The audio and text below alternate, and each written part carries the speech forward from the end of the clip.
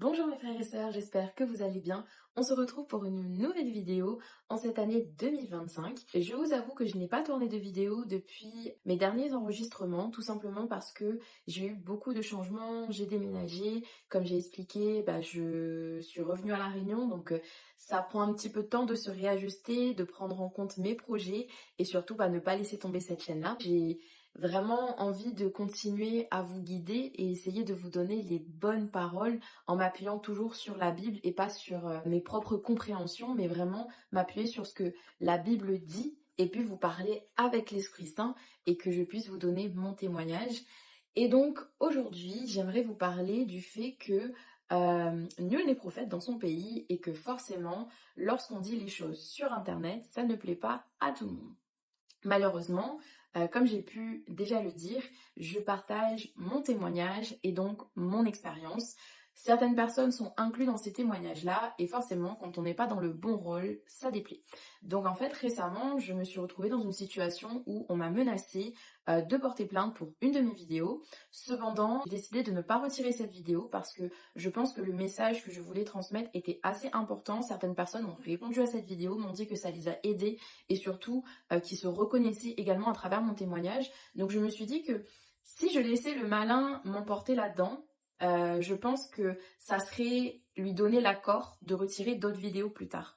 Récemment, j'ai vu une vidéo d'une youtubeuse également que j'apprécie beaucoup, qui a parlé de la persécution chrétienne. Et c'est vrai que nous, en Europe, dans le monde occidental, on a cette facilité à parler du Seigneur. Et c'est vrai que j'en ai également parlé dans une autre de mes vidéos, du fait que j'ai cette chance de pouvoir me mettre devant vous et de pouvoir vous parler de ma foi et de mon amour pour Jésus-Christ et de ma croyance en Dieu sans que j'ai de problèmes particuliers et surtout sans qu'on vienne me poser de problèmes. Après, il est quand même important de se rendre compte que lorsqu'on s'affiche sur les réseaux, ça peut poser problème, notamment comme je l'ai dit, lorsque on parle de personnes de notre entourage.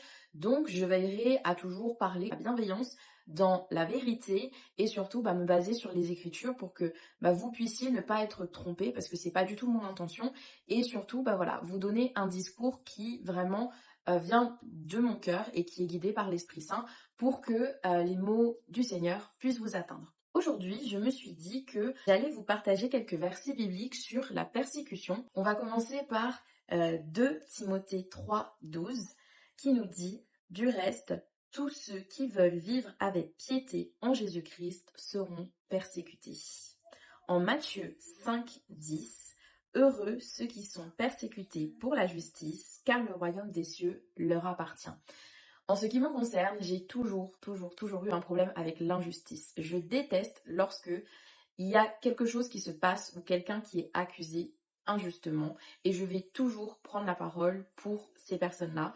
J'ai $1, le Seigneur m'a donné $1, donc j'arrive à porter les choses et ça me dérange pas du tout de défendre justement ceux qui ne peuvent pas se défendre.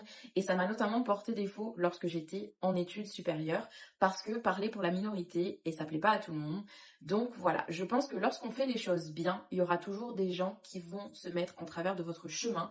Mais si vous pensez que ce que vous faites c'est pour glorifier le Seigneur et c'est surtout pour aller dans ses voies, je pense qu'il faut savoir pouvoir supporter et surtout pouvoir traverser ces épreuves-là pour rendre gloire au Seigneur. On va dans 2 Corinthiens 12, 10. C'est pourquoi je me plais dans les faiblesses, dans les insultes, dans les détresses, dans les persécutions, dans les angoisses pour Christ.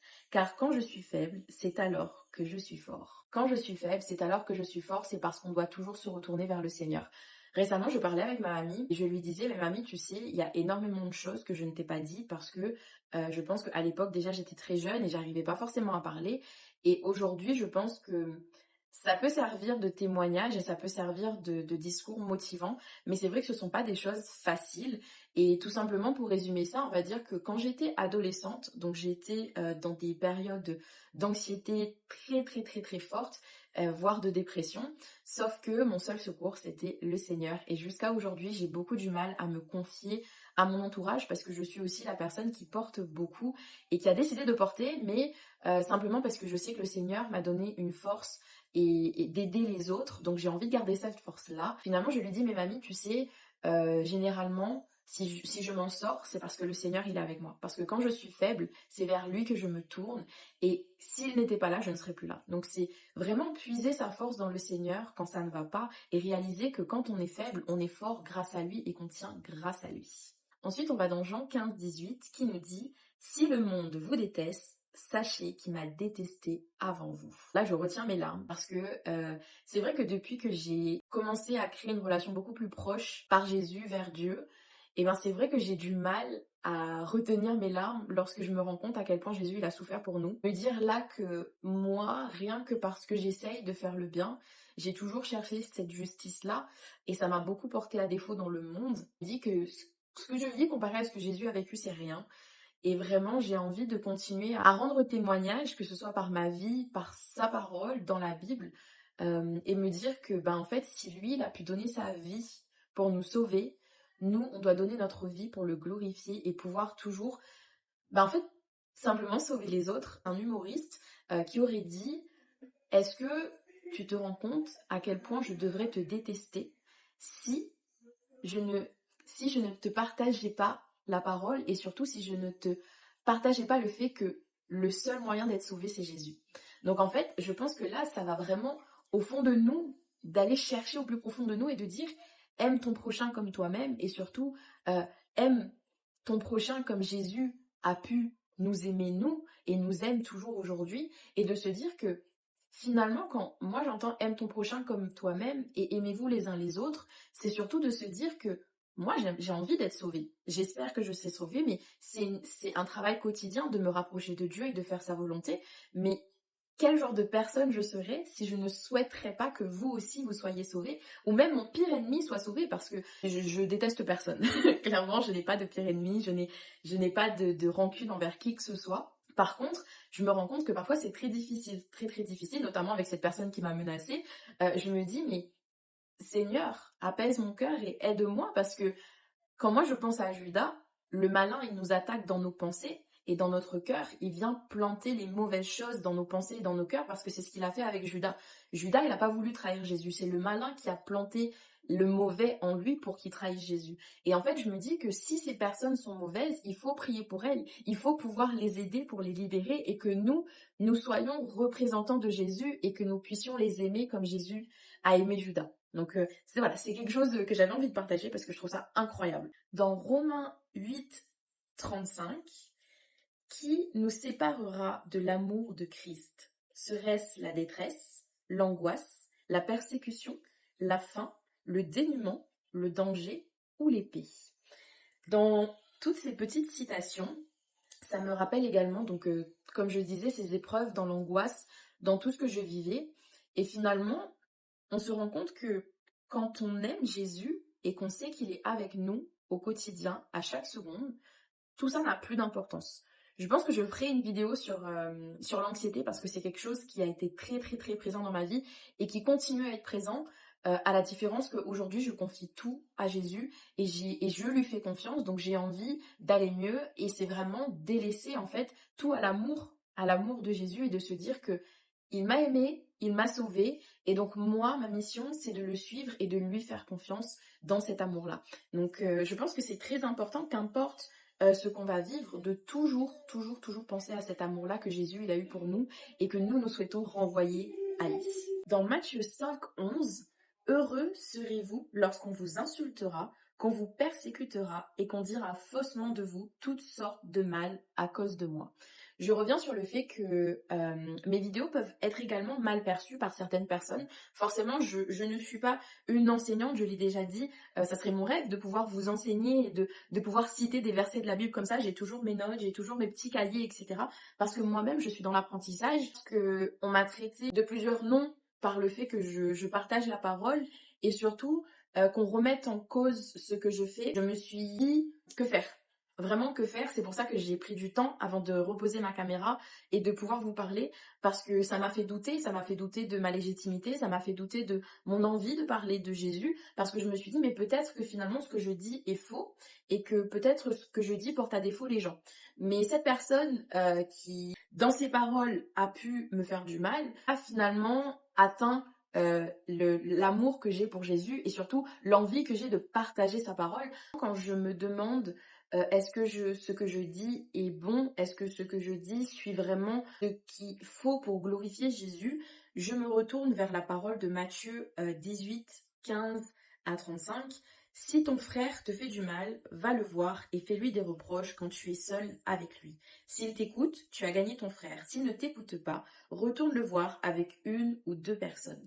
Donc en fait, là, je me dis que moi, je pourrais être ce frère qui fait du mal et que si une personne vient me voir et me dit ce que tu dis n'est pas bien ou ce que tu dis ne respecte pas la parole, ce que tu dis ne respecte pas la Bible, je vais toujours chercher à multiplier ces arguments en fait et aller chercher des témoignages auprès de ceux qui regardent mes vidéos et auprès de mes amis notamment, de dire voilà, moi je suis donc ce frère qui fait du mal et si je n'écoute pas parce que je doute moi-même de ce que je dis, eh ben je vais ramener d'autres personnes. Dans mes vidéos, c'est pour ça que j'attends toujours vos retours, de me demander qu'est-ce que vous pensez. N'hésitez pas à me dire en commentaire parce que ça me permet également de voir si mon témoignage et ce que je dis vous aide ou est-ce que je me trompe. Même si voilà, vous pensez que c'est pas forcément vrai ou que vous n'êtes pas d'accord, n'hésitez pas à me le dire, que je puisse faire davantage de recherches pour davantage partager la parole de façon la plus véridique possible. Je souhaiterais encore vous partager deux petits versets dans 1 Pierre 5, 8. Soyez sobres, restez vigilants, votre adversaire le diable rôde comme un lion rugissant, cherchant qui dévorer. Autour de nous, il y a énormément de mauvaises choses et on m'a souvent dit que j'étais très candide, très pacifiste, je vis dans le monde des bisounours. Jusqu'à aujourd'hui, on me dit, mais voilà, tu vois le mal nulle part, tu penses que tout le monde est gentil, notamment dans mes expériences de voyage. Vous avez vu dans une de mes vidéos précédentes, quand je suis allée en Chine, j'ai simplement donné mon numéro à un inconnu qui a fini par, pour moi, était une grosse bénédiction, donc qui a fini par un peu prendre soin de moi, m'inviter à manger, me faire visiter un petit peu la ville où il était. Et en fait, dans ma tête, je me suis toujours dit, je ne veux pas croire que les gens sont mauvais. C'est un choix. Je décide d'attirer le positif en étant positive moi-même et de me dire, mais non, mais de toute façon, les gens, ils sont gentils parce que moi, j'ai Jésus dans ma vie et du coup, ça veut dire que je reflète Jésus et que les gens qui viendront vers moi, ils seront positifs aussi et que de toute façon, tout le monde doit avoir Jésus dans sa vie. Eh bien non. Clairement, non, parce que il faut toujours rester vigilant et ça, c'est quelque chose que j'ai appris également à mes dépens. Forcément, c'est l'expérience de vie qui parle. Pour moi, c'est surtout soyez sobre. Je pense qu'à La Réunion, je parlais de ça avec un ami, à La Réunion, on a cette culture de l'alcool et surtout, il m'a appris le mot cultuel. Donc en fait, c'est autant dans la culture que dans la religion parce que l'alcool est présent partout. Partout, partout, partout. Et notamment, moi, dans ma famille, c'est quelque chose également qui est très, très présent. Et moi, personnellement, je ne bois pas plus que ça. Je bois peut-être un verre quand je sors, quand je suis en soirée avec des amis. Mais ça reste toujours limité à, pour moi, c'est 3 verres par soirée. Voilà, c'est mon choix. Pourquoi? Parce que céder à l'alcool, c'est ne pas être sobre et perdre ses moyens et être vulnérable face au mal. Donc vraiment, être sobre, je pense que ce n'est pas que dans l'alcool, c'est dans la conscience de la parole, c'est dans la conscience du quotidien, c'est dans la conscience de tout ce qu'on vit et rester sobre, donc ne pas se porter à défaut et ne pas perdre Jésus de vue parce que le diable, il est là, il vous attend et il vous attaque, comme je disais un petit peu plus tôt, dans vos pensées et dans votre cœur. Jésus, il a dit, rien qui entre dans le corps n'est impur, mais uniquement ce qui sort du corps, parce que ce qui sort du corps vient du cœur, donc ce qu'on va dire, ce qui va sortir de notre bouche est impur, parce que si on ne demande pas à l'Esprit Saint de venir parler pour nous, également, ça c'est une parole que j'aime beaucoup, sauf que je me souviens plus, donc je vais vous le mettre ici. Eh ben, si on n'a pas l'Esprit Saint qui va nous guider, ce qu'on peut dire peut blesser. Et surtout, moi, c'est qui aimait énormément parler et surtout qui aimait attaquer les gens à l'époque, aujourd'hui, je sais que je serai jugée pour tout ce que je dis et c'est pour ça que je me repose sur vous, mes frères et sœurs, pour me corriger, pour que je puisse me corriger. Beaucoup de personnes disent, seul Dieu peut me juger, mais nous, entre frères et sœurs, nous pouvons nous aider, nous pouvons nous faire réaliser que ce que nous disons ou ce que nous faisons n'est pas bon et ne suit pas ce que Jésus nous a enseigné. Donc pour moi, c'est très important d'avoir vos retours. Finissons sur le psaume 23, 4. Même quand je marche dans la sombre vallée de la mort, je ne redoute aucun mal, car tu es avec moi. Ta conduite et ton appui, voilà ce qui me réconforte. Je pense que je voulais finir là-dessus simplement parce que ça prend du courage vraiment de poser ma caméra à chaque fois lorsque c'est mes pensées qui m'emportent, lorsque j'ai des doutes, lorsque je ne sais pas quoi dire, quoi faire. Et bien tout simplement, quand tout devient beaucoup plus sombre, je sais que je ne crains aucun mal parce que le Seigneur est avec moi et que dans tous les cas, c'est lui qui va me guider vers vous, c'est lui qui va mettre dans mon cœur et surtout dans ma tête les paroles et va me guider dans ce que je dis parce que c'est ce que je crois et je sais surtout que si j'ai eu cette mission de vous parler et de vous aider dans votre foi, de vous guider et simplement voilà, de partager ma foi avec vous, ce n'est pas pour rien. Donc je vous invite à mettre le Seigneur au cœur de votre vie, toujours, encore, chaque seconde, et de ne pas, surtout ne pas avoir peur de ce qui peut arriver si vous parlez du Seigneur, parce que le plus important, c'est de toujours le mettre en premier, quoi qu'il arrive, et surtout ne pas avoir honte de parler de lui. Prions ensemble afin de finir cette petite vidéo. Père Céleste, je te confie mes abonnés, je te confie toutes ces personnes qui regardent cette vidéo et qui me suivent depuis un moment ou qui découvrent ma chaîne. Je te remercie pour cette bienveillance que tu mets en mon cœur, qui puisse être transcendée chez eux et qui puissent avoir la force de continuer à te suivre et à te mettre au cœur de leur vie, quoi qu'il arrive. Protège-les des persécutions qui peuvent arriver dans leur vie, des gens qui les entourent et des gens qui ont surtout des mauvaises pensées à leur égard. Donne-leur toujours d'être protégés par ton Fils Jésus-Christ. Amen. Je vous dis à très vite pour une prochaine vidéo. Bye bye!